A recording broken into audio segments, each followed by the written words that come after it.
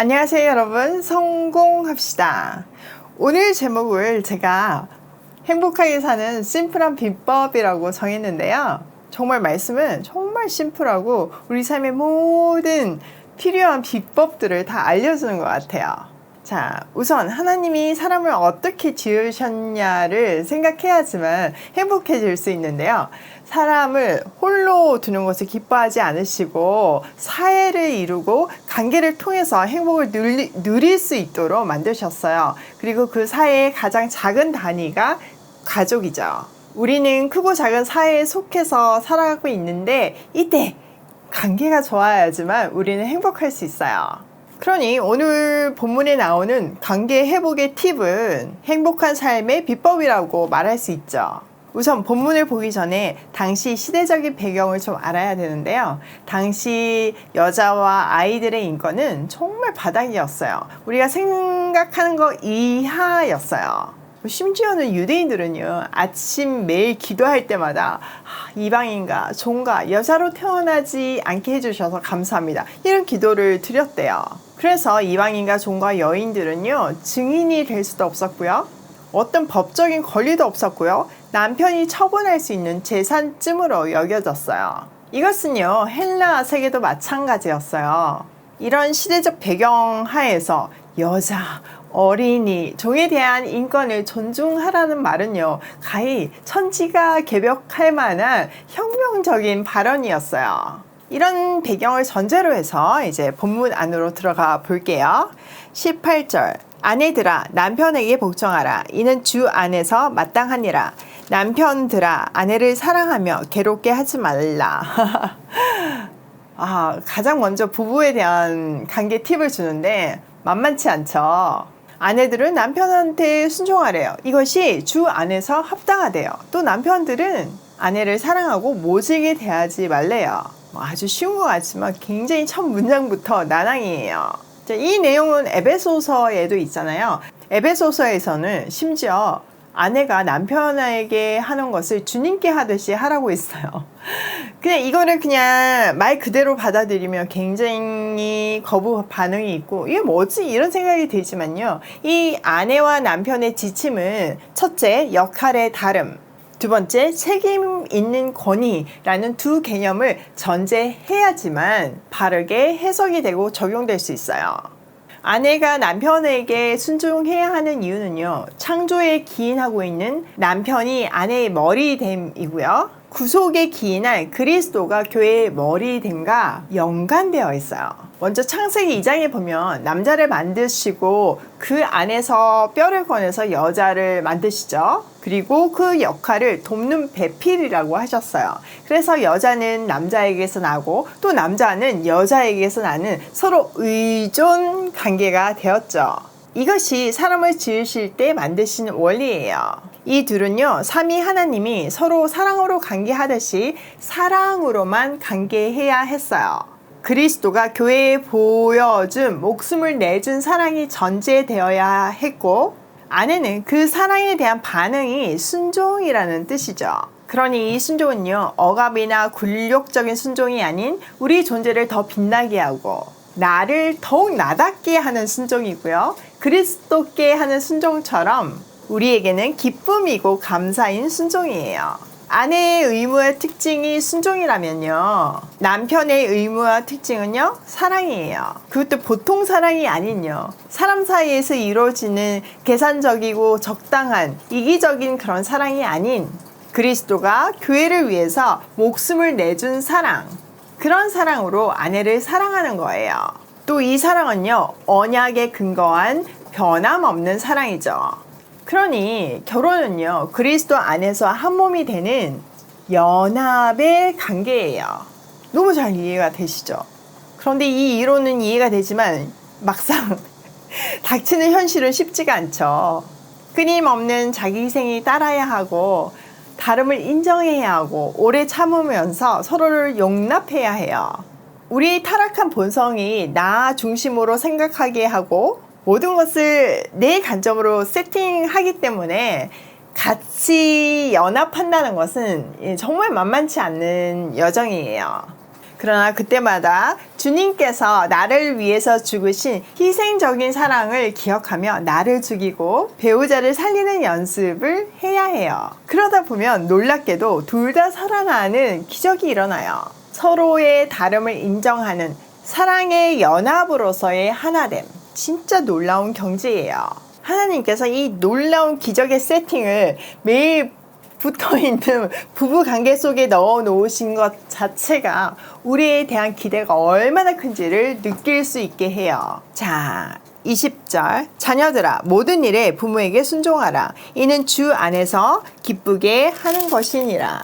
아비들아 너희 자녀를 노엽게 하지 말지니 낙심할까 함이라. 부모 자식 간의 관계도 쉽지 않죠. 자식은 모든 일에 부모에게 순종하라고 말하고 있는데 이것은 주님을 기쁘게 하는 일이래요. 또 부모는 자녀를 격분케 하지 말아야 하며 그들을 낙심하지 않게 만들어야 해요. 사실 안정된 부모와 자식 관계가 안정된 삶을 이루게 하고 더 나아가서 안정된 사회를 유지하기 위해서 너무나 필요해요. 사회는 각 구성원들이 건강해야지만 건강한 사회가 될 수 있잖아요. 그렇기 때문에 부모는요, 하나님이 어떤 분인지를 맨 처음 보여주는 사람들이고요. 하나님의 사랑을 전달하는 존재예요. 그런 부모를 자녀는 공경해야 하는 거죠. 또 부모를 공경하는 삶이 언약 백성의 삶에서 중요했던 이유는요.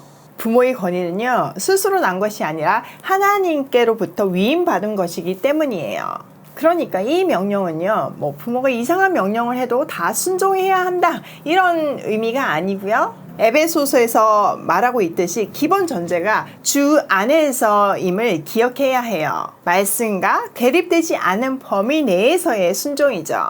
부모는 당연히 자녀를 사랑하지만요, 재성이 있기 때문에 사랑이라는 이름으로 자녀들에게 상처를 주는 것이 현실이에요. 가장 가깝기 때문에 가장 심한 상처를 주죠. 그거는요, 하나님이 주신 부모의 권위를 잘못 사용하고 있는 거예요. 자녀는요, 부모의 소유물이 아니라 부모의 권위는 하나님이 위임하셨다는 사실을 꼭 기억해야 해요. 그러니까 자녀를 마음대로 하고 억압하라고 준 권위가 아니라 하나님의 마음을 자녀에게 알려주는 권위로, 또 자녀를 하나님의 사람으로 잘 양육하게 하라는 권위로 주신 거예요. 자녀는요, 내 마음대로 하는 존재도 아니고요, 내 욕심과 꿈을 이루는 존재도 아니에요. 또 내 인생을 책임지는 존재도 아니고요. 특히 정말 무방비 상황 속에 있는 어린 자녀에게는 이 부모의 권위를 정말 더 잘 사용해야 해요. 그때 잘못 사용하면 평생 잊혀지지 않는 상처가 될 수가 있고 하나님과 멀어질 수도 있고 사랑에 대한 신뢰를 잃어버려서 제대로 된 대인관계 형성에 장애가 생길 수도 있어요. 언제나 우리는요, 자녀가 아직 미성숙함을 잊지 말고 아이의 눈높이에서 가르쳐주고 기다려줘야 해요. 우리는 때로는 나도 못하는 일을 막 자녀에게 하라고 시키기도 하잖아요. 우리가 자녀들을 억압하고 야단치고 무시하면요, 아이들은 더 이상 우리에게 표현하지 않아요. 마음을 닫아버리죠. 그 닫힌 마음을 누가 이용하겠어요? 바로 사단이 너무 잘 알고 잘 활용하죠. 그 상한 마음과 또 표현 못했던 것들이 증오심, 불신, 좌절로 나타나고 더 나아가서 포기, 게다가 죽고 싶은 마음까지도 이끌어내요. 이것이 여기에 말하는 낙심하게 하는 거예요. 우리는 분명 자녀를 훈련하고 가르쳐야 하지만 내 기준이 아니라 주님의 기준에서 해야 함을 잊지 말아야 해요. 다시 한번 복습하면 부모는 자녀에게 하나님의 사랑을 전달하는 통로이고 하나님의 자녀로서 어떻게 살아야 되는지를 보여주는 존재예요. 모델이에요. 제가 지난 한 주 이제 하랑이를 한 주 동안 통으로 데리고 있었거든요. 근데 진짜 하루하루 지나면서 아이가 달라지는 모습이 눈에 막 보이더라고요. 이제 막 주말이 지나가니까 하루 종일 신이 나가지고 하루 종일 흥흥을 하는 거예요. 너무 신나가지고 콧노래를 부르고 오빠들 쫓아다니면서 쫑알쫑알대고 너무 귀엽더라고요.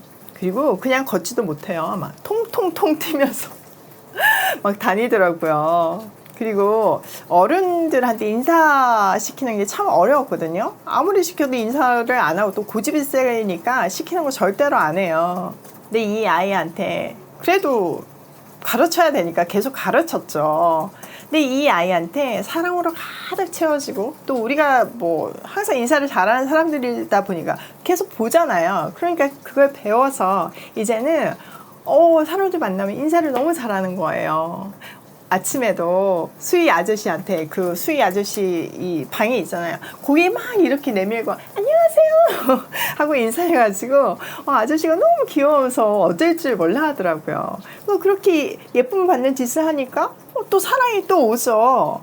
사랑 계속 받으니까 또 예쁜 짓을 하고 사랑이 넘쳐 흐르고 이게 정말 행복한 순환이 되는 거더라고요. 어젯밤에 이제 진짜 일주일 동안 잘 지내고 보육원에 데려다 주면서 좀 걱정했어요. 힘들어하면 어떨까. 뭐 중간중간에 자기 언제 가냐고 묻기도 했거든요.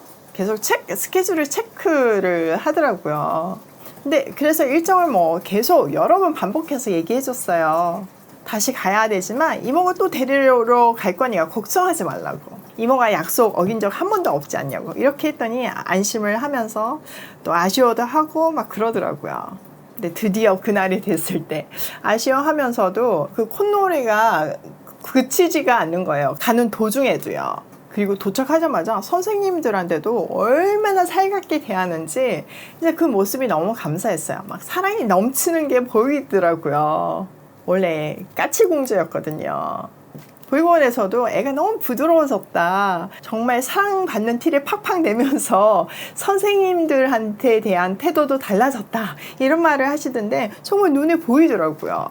그러면서 하는 말이 이모가 2번만 자면 또 데리러 올 거니까 자기는 잘 지낼 수 있대요. 그 말이 참 감동으로 왔어요. 진짜 맞아요. 그게 우리 인생이에요. 우리는요, 가는 것이 끝이 아니라 힘든 삶이 끝이 아니라 주님께서 우리를 다시 데리러 온다는 약속이 있어서 행복할 수 있어요. 가족에게 조건 없는, 아니 희생적인 사랑을 부어주고 그 사랑이 넘쳐서 주위를 밝게 만들잖아요. 그 빛은, 그 아름다운 빛은, 그 찬란한 빛은 다시 사랑이라는 이름으로 나한테 반사되고요. 이런 삶이 어떻게 안 행복할 수 있겠어요? 이런 의미에서 여러분, 더 가족은요, 부모가 없는 아이들에게 정말 좋은 모델이 되어줄 수 있는 축복의 통로예요. 건강한 가정을 본으로 본 아이들은요, 그렇지 않은 아이들하고는 하늘과 땅 차이일 수밖에 없어요. 하랑이를 키워보면서 저는 더더욱 확신하고 있고, 더 가족이라는 프로그램이 얼마나 귀한지를, 정말 하나님이 얼마나 기뻐하시는지를 확신하고 있어요. 여러분, 더 가족은 3가지로 지원할 수 있어요. 첫 번째는 저처럼 가족 체험, 가족이 되어주는 거고요. 2번째는 물질로서 이모 가족이 되어주는 거예요. 3번째는 일회성으로 이모 삼촌이 되어주는 거고요. 크리스마스 선물 보내기, 갈비 파티, 야유회 이런 것들이 다 거기에 속하는 거죠. 근데 제가 이런 거를 해보면서 또 제가 가족 체험을 해보면서 전문적인 교육이 필요하다는 생각을 하고 있었는데 하나님께서 건강한 입양가정센터 이스라 대표님을 만나게 해주셨잖아요. 그래서 대표님이 우리에게 더 가족에 대한 또 보육원 아이들을 이해하기 위한 교육을 시켜주실 거예요. 여러분 기대함으로 또 관심 있으신 분들은 아직 신청 안 하신 분들도 한번 이 교육을 받으시고 준비하고 언젠가 정말 가족이 없는 아이들에게 가족이 되어주면 좋겠어요. 어떤 단체에서 하는 말이 우리는 아이를 살리고 아이는 세상을 살린다고 하잖아요. 정말 그 일이 오이 패밀리를 통해서 일어났으면 좋겠어요. 자, 오늘 내용을 우리 삶에 한번 적용을 하면요. 첫 번째, 남편과 아내는 역할이 다르다. 남편은 목숨을 내주는 희생적인 사랑, 아내는 그 사랑에 대한 순종, 이게 역할이에요. 이거는 하나님 정하신 역할이에요. 또 이 원리는 그리스도와 교회 속에도 녹여져 있어요. 창조의 원리 속에도 있고요. 그래서 우리는 이렇게 살 때 제일 행복한 거예요. 남편과 아내는 역할이 다르다는 것을 기억하고 또 각자의 다른 역할을 제대로 하는 것이 진정한 평등임을 꼭 기억하세요. 2번째, 부모는 하나님의 사랑을 전달하는 통로이자 모델이다. 너무 중요해요, 여러분. 우리 부족해요. 그렇지만요, 부족해도 늘 하나님 앞에 엎드리면서 바르게 살려고 노력하는, 하나님께 순종하려고 노력하는 그 모습, 그 진심을 가르치는 것이 너무 중요해요. 물론 완벽하면 좋지만 우린 완벽하지 않잖아요. 있는 모습 그대로 순종하는 모델이 되기로 해요. 세 번째, 행복하게 사는 비결은 심플하다. 진짜 말씀대로 살면 너무 행복해져요. 너무 심플해요. 또 그거를요, 가까운 사람한테 실천할수록 그 행복은 더 커져요. 문제는 어려워요. 오늘도 하나님께서 주신 행복하는 비법을 우리 삶에 실천하며, 특별히 가까운 사람들에게 실천하며 고싱해요.